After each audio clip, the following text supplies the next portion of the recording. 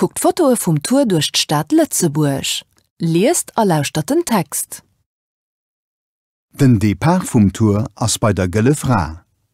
Gëllefra ass e Monument fir die Lützeburgich Zaldoten, die am Echte Weltkrieg gesturwe sinn.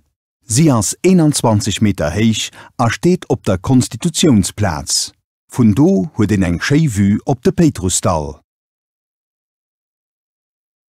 Direkt bei der Gëllefra ass d'Entrée vun de Kasematten. Dat sinn Tunnelen ënner der Stadt Lützeburg, die zusummen ungefähr 20 Kilometer lang sinn. Kasematte sinn am Frühjahr an am Sommer fir Visiten op. Da das interessant, an dat gimmere lo kucken. No der Visit vun de Kasematten machen mir eng kleng Paus, a mir ginn op Plöss eppes trinken.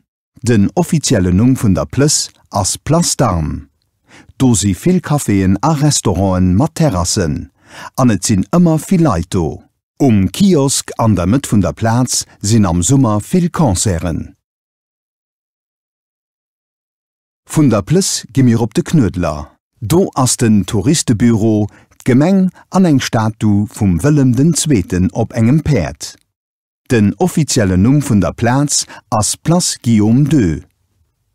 Hei ass Mëttwochs a Samstes vu 7 bis 2 Auer Mäert.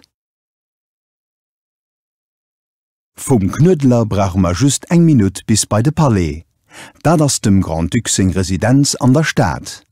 D'Architektur ass am Renaissance-Stil an am Barockstil. Mir hu ke Rendezvous fir eng Visit, dürfir kucke mir de Palais just vubausen. Reets vum Palais as Chamber, dat Lützeburgischt Parlament. Duno mache mir de Wenzeltour. Dat ass en Tour durch d'Altstadt vu Lützeburg. Mir gesinn Ruine vun der Festung an op de Panoe krei mir interessant Informationen iwwer d'Geschicht vu Lützeburg.